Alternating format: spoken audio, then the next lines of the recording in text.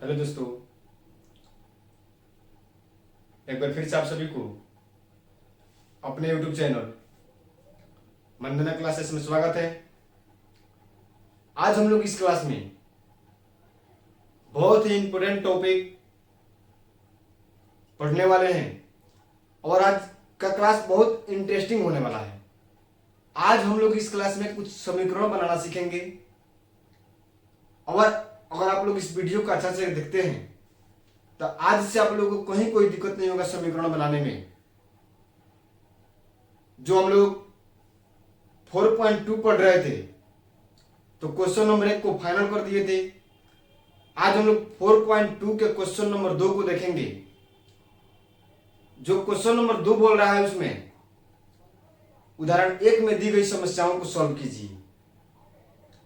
मतलब जो उदाहरण 1 है, आप लोग एनसीईआरटी बुक निकालिएगा और पेज नंबर 79 जाइएगा, पेज नंबर 79 पे, और वहां पे जो उदाहरण नंबर 1 और उदाहरण नंबर 2 है उसी को आज हम सॉल्व करने वाले हैं। आप लोग अच्छा से इस वीडियो को देखिए, अच्छा से क्वेश्चन को समझिए, कॉन्सेप्ट से, रटना कुछ नहीं है, कॉन्सेप्ट से समझिएगा तो हर एक क्वेश्चन को सॉल्व कर दीजिएगा। रट कर पढ़िएगा तो आज तो आप बढ़ा दीजिएगा, लेकिन क्या पता कि एग्जाम में ये क्वेश्चन ना देकर इसके आधार पर दूसरा क्वेश्चन दे दे तो फिर आप वहां पे फंस जाइएगा। इसलिए कॉन्सेप्ट को समझना है, रटना कुछ नहीं है। तो चलिए क्वेश्चन नंबर 2 के 1 नंबर देखते हैं। क्वेश्चन नंबर 1 नंबर में बोल रहा है जौन और जीवंती। खूब ध्यान से देखिए क्वेश्चन को। जौन और जीवंती दोनों के पास कुल मिलाकर 45 कंचे हैं। दोनों 5-5 कंचे खो देते हैं और अब उनके पास कंचे की संख्या का गुणनफल 124 है। हम जानना चाहेंगे कि आरंभ में उनके पास कितने कंचे थे। सबसे पहले तो क्वेश्चन बोल रहा है जौन और जीवंती के पास कितने कंचे थे, 45 कंचे थे। हमें पता नहीं है कि जौन के पास एक्यूरेट कितने कंचे थे और जीवंती के पास एक्यूरेट कितने कंचे थे। दोनों को मिलाने पे बोल रहा है कि 45 कंचे थे। थोड़ा ध्यान दीजिए, यहां पे बोल रहा है जॉन और जीवंती दोनों को मिला दीजिएगा तब 45 कंचे हो रहा है। ये नहीं बोल रहा है कि जॉन के पास इतने कंचे थे और जीवंती के पास इतने कंचे थे। जैसे मान लीजिए हम और आप 2 आदमी हैं और मेरे पास कुछ कंचे हैं और आपके पास कुछ कंचे हैं। पता नहीं है कि कितने कंचे मेरे पास है और कितने कंचे आपके पास है। अब दोनों को मिला दे रहे हैं हम लोग तो 45 कंचे बन जा रहा है। तो हमें पता करना पड़ेगा ना कि एक के पास कितने कंचे हो रहा है। तो सबसे पहले हम यहां पे करेंगे क्या कि सबसे पहले जब हमको मालूम नहीं है तो मान लेंगे, माना कि जॉन के पास कंचे की संख्या बराबर x तथा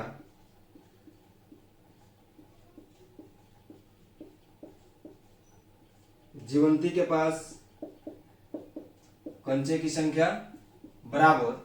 अब देखो, मान लो कि हम मान लिए जॉन के पास कंचे की संख्या x है। हमें पता नहीं है कि उसके पास कंचे की संख्या कितना है। तो हम क्या किए, हम मान लिए कि जॉन के पास कंचों की संख्या कितना है, x। अब जब दोनों के पास 45 कंचे हैं तो हम जॉन की कंचों की संख्या अगर जीवंती के कंचों की संख्या माने 45 में से यदि घटा देंगे तो क्या जॉन की कंचों की संख्या जितना आएगा उसमें से अगर 45 में से घटा दे रहे जॉन की संख्या को तो जीवंती की संख्या नहीं निकल जाएगा। तो क्या करेंगे, 45 में से x को घटा देंगे तो जीवंती की संख्या, कंचों की संख्या निकल जाएगा। तो यहां पे हम करेंगे क्या, 45 माइनस x, जीवंती की कंचों की संख्या बराबर 45 माइनस x।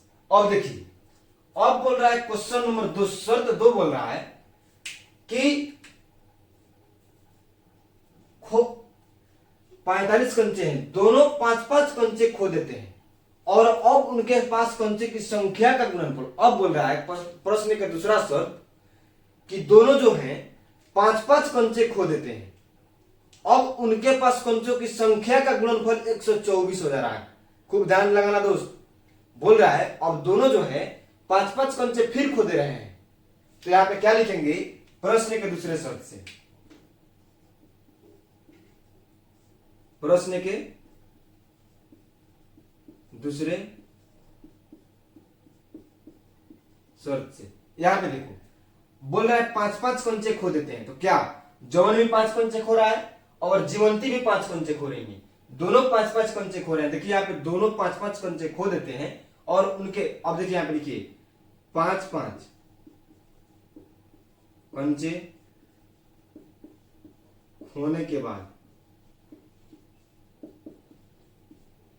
5-5 कंचे खोने के बाद जौन के पास कंचे की संख्या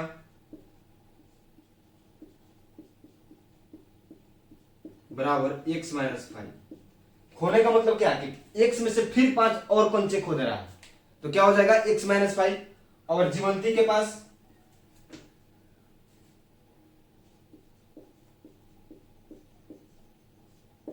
के पास कंचे की संख्या 45 - 6 - 5, 5 और खो रहा है तो इसमें से 5 और कैंसिल घटेगा, तो क्या हो जाएगा 45 - 6 - 5।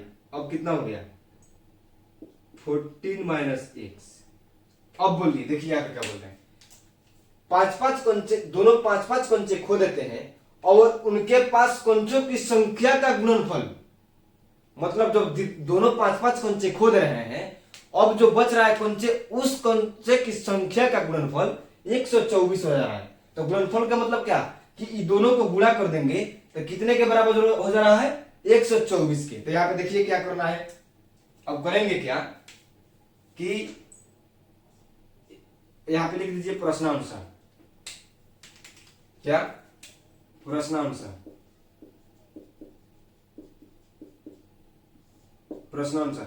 क्या हो जाएगा x - 5 इंटू गुने 40 - x बराबर 124। यही तो मेरा क्वेश्चन बोल रहा है कि दोनों कंचों की संख्या का गुणनफल कितना हो जा रहा है 124। अभी दोनों को गुना कीजिए, 40 में x से गुना कीजिएगा तो कितना होगा 40x, फिर x में x से गुना कीजिएगा तो -x², फिर -5 से 40 में गुना कीजिएगा तो -200 होगा, -5 से x में गुना कीजिएगा तो +5x हो जाएगा बराबर 124। अब यहां पे हम आते हैं, यहां पे आने के बाद अब देखिए क्या करेंगे हम, अब जो है इस सब को हम इधर लेकर चले जाएंगे। क्या करेंगे, इस सब को उधर लेकर जाएंगे तो चिन्ह सबका चेंज हो जाएगा। देखिए यहाँ पे 0 इक्वल टू, अब जब इस सब इधर जाएगा तब 124 प्लस में है तो इधर जाकर माइनस हो जाएगा -40x, ई माइनस में इधर जाएगा तो प्लस हो जाएगा +x² प्लस 200 माइनस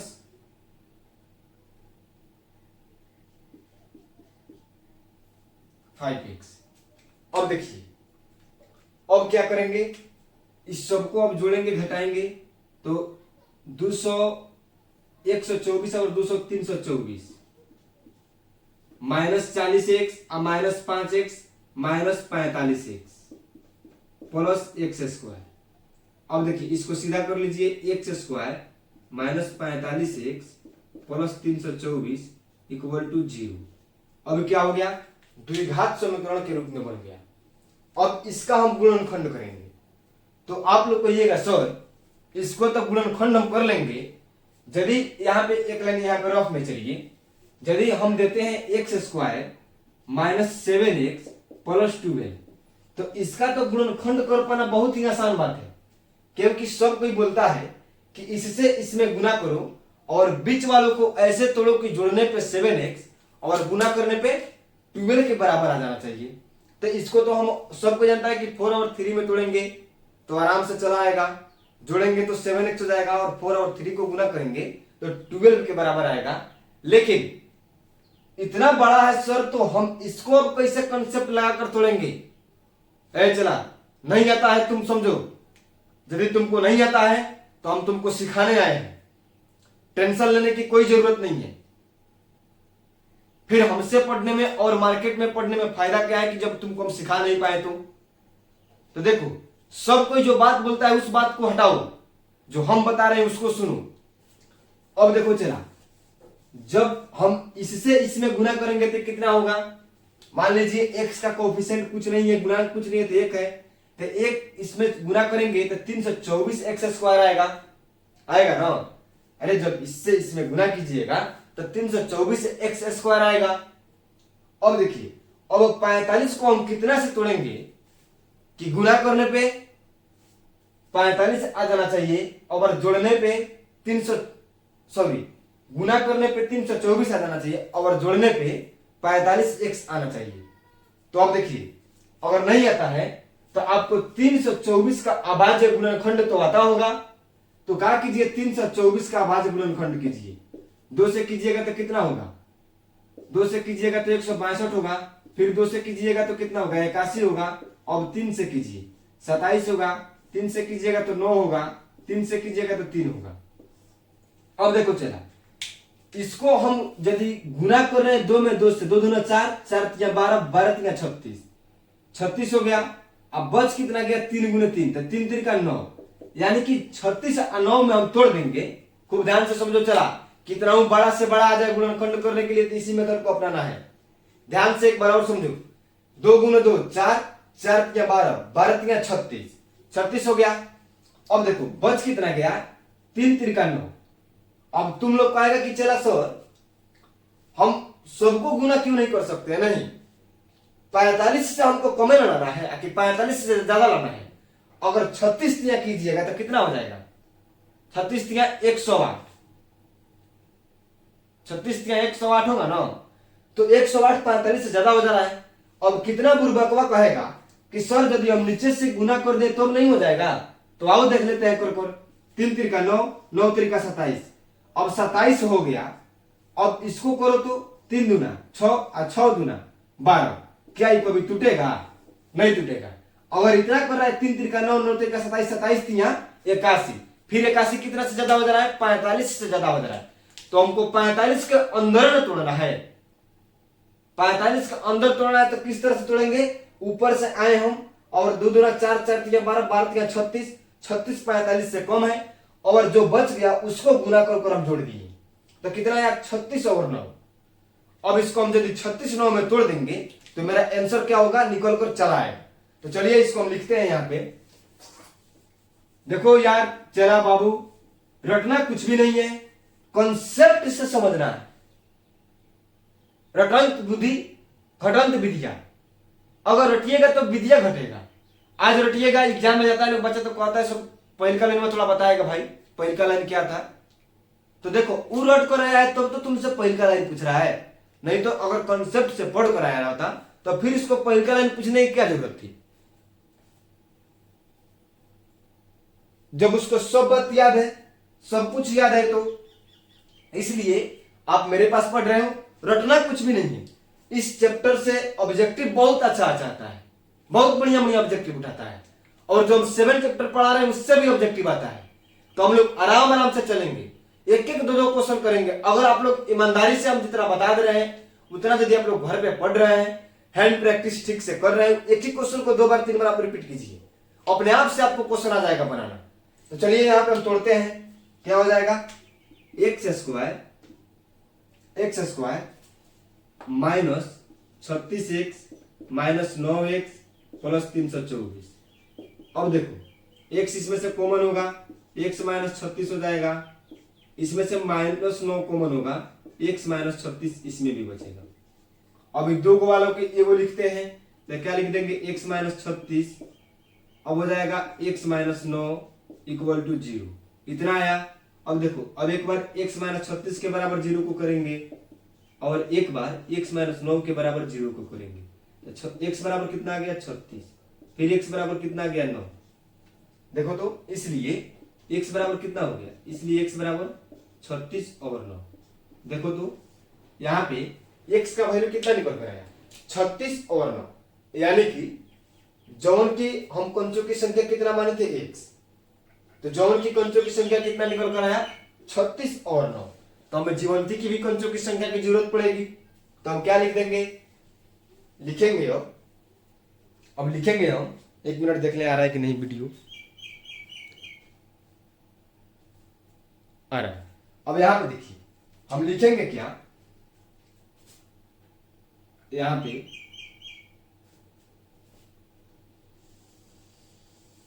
पे चूंकि x बराबर 36, तब जीवंती की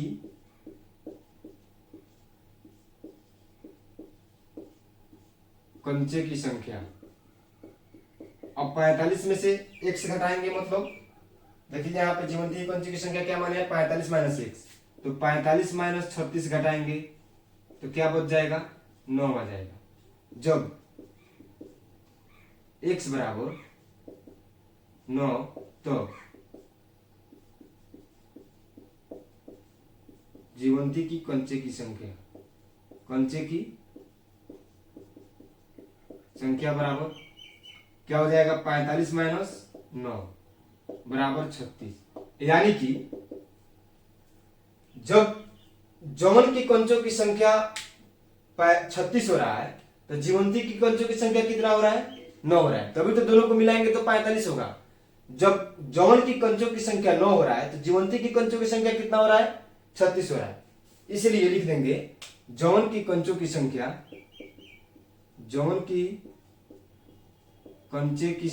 कंचे की संख्या बराबर कितना हो जाएगा, 36 9। जीवंती की कंचे की संख्या कितना हो जाएगा बाबू, जीवंती की कंचे की संख्या बराबर 9 36। यही मेरा आंसर आ गया।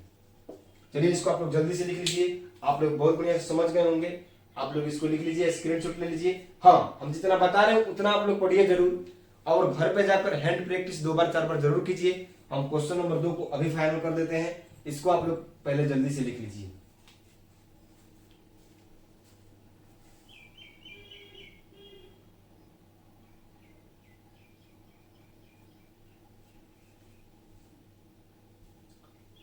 चलिए इसको हम मिटाते हैं। देखो चला एक बार और समझ लो। इसमें बोल रहा है कि जौन और जीवंती की कंचों दोनों को मिलाकर 45 कंचे हैं। हमें तो पता नहीं है कि एक्यूरेट एक का कंचे कितने हैं, दोनों को मिलाकर बोल रहा है 45 कंचे हैं। तो हम क्या करेंगे, जौन की कंचों की संख्या x मान लेंगे, और अगर जौन की कंचों की संख्या में से, कुल कंचों की संख्या में से अगर जौन की कंचों की संख्या घटा देंगे तो जीवंती की कंचे की संख्या निकल जाएगा। अब बोल रहा है प्रश्न का दूसरा शर्त कि 5-5 कंचे खो देने के बाद उनके संख्या का गुणनफल 124 के बराबर होता है। तो 124 के बराबर हो गया। हम 5-5 कंचे घटाए हैं तो गुणा किए हैं तो 124 के बराबर लिख दिए हैं। अब देखो, अब हम इसमें काट छाट किए हैं तो एक द्विघात समीकरण के रूप में बन गया है। तो हमें गुणनखंडन करना आता नहीं है। छोटा छोटा तो कर लेते हैं लेकिन बड़ा करना आता नहीं है, कंफ्यूज होता है। तो अभाज्य गुणनखंड कर लेना इसका, और 45 से कम आना चाहिए। तो हम किए हैं, तो 36 + 9 में टूटा है, उसको हम तोड़े और x बराबर 36 9 आया। यानी कि जौन की कंचों की संख्या कितना आ गया, 36 9। तो जीवंती की कंचों की संख्या कितना आया, 9/36। यही इतना बनाना था। कंसेप्ट से पढ़िए बस। क्वेश्चन नंबर 2 के देखिए।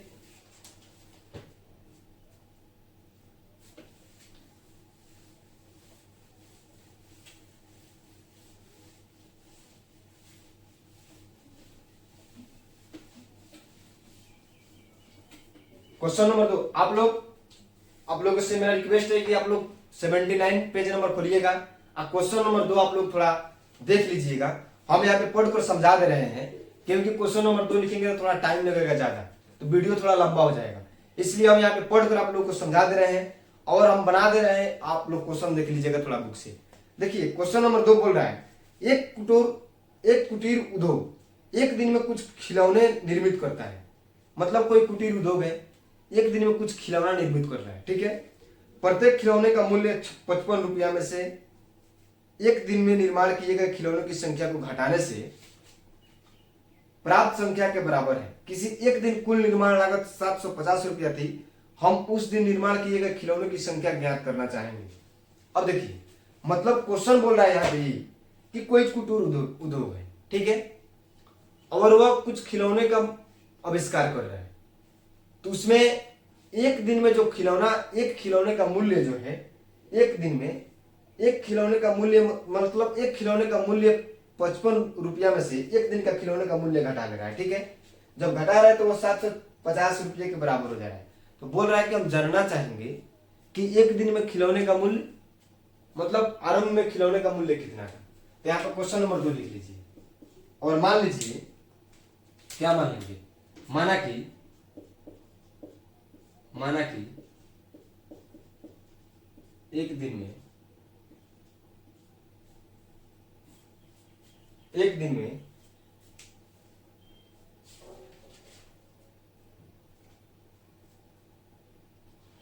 एक मिनट, क्वेश्चन थोड़ा ठीक से देखें। हाँ, माना कि एक दिन में निर्मित किए गए खिलौनों की संख्या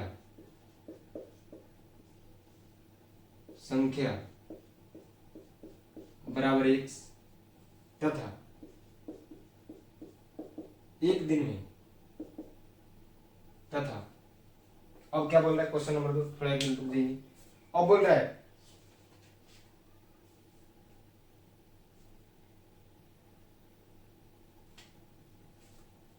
तथा एक दिन में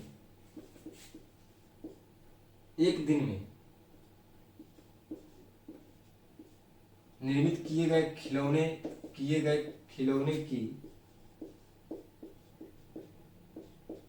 लागत बराबर 55 माइनस एक्स, 55 है ना, है 55 माइनस एक्स। अब प्रश्न आंसर चलिए। अब देखिए, बोल रहा है इन दोनों का गुणनफल कितने के बराबर हो जा रहा है। प्रश्नानुसार बोल रहा है इन दोनों का गुणनफल कितने के बराबर हो जा रहा है, 750 के बराबर हो जा रहा है, 750 के बराबर है। तो क्या करेंगे, हम इन दोनों का गुणनफल करेंगे, गुणा करेंगे, तो क्या हो जाएगा, x गुने 55 माइनस एक्स बराबर 750। अब 55 एक्स हो जाएगा, x से गुना कीजिएगा तो माइनस एक्स स्क्वायर, इसको कीजिए 750। अब इसको इधर लेकर आइए, इसको उधर लेकर जाइए, तो ये हो जाएगा 750 minus 55 x plus x square. फिर क्या हो जाएगा, इसको सीधा कर लीजिए, x square plus minus 55 x plus 750 बराबर 0। अब देखिए, फिर यह द्विघात समीकरण के रूप में हो गया। और हम करेंगे क्या, अब इसका हम यहाँ पे x का वैल्यू निकालेंगे। तो x का वैल्यू निकालने के लिए हमें क्या करना होगा, हम इसको तोड़ेंगे। तो फिर हम इसको कैसे तोड़ सकते हैं, चला, तो तोड़ने के लिए फिर वही बात, हम क्या करेंगे, गुणनखंड विधि का उपयोग करेंगे। तो मान लीजिए हमें तोड़ना नहीं आता है, हम 55 को किस प्रकार से तोड़े कि गुना करने पे 750 और जोड़ने पे कितना आना चाहिए, 55 एक्स आना चाहिए। तो यहाँ पे 750 का गुणनखंड, अभाज्य गुणनखंड कीजिएगा तो क्या हो जाएगा, 750 का अभाज्य गुणनखंड कीजिएगा तो 325 आएगा ना। अब 5 से कीजिए, 5 से 30, 50 25, फिर 5 से कीजिए 13 5 65। अब देखिए 5 गुना 10 और 10 बचे,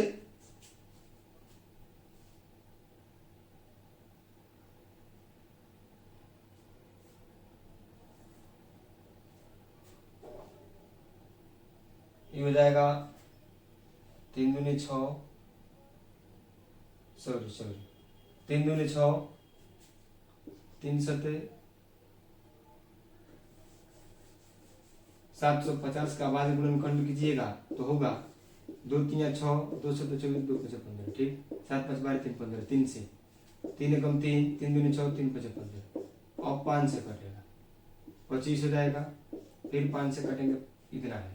सॉरी, अभाज्य गुणनखंड गलत हो गया था। अब देखिए 3 दूनी 6, 6 5 30, 30 और 25, 50 25, 30 25 को तोड़िएगा तो कितना के बराबर आ जाएगा 750 के बराबर आएगा। तो इसको कर लीजिए यहाँ पे एक्स स्क्वायर।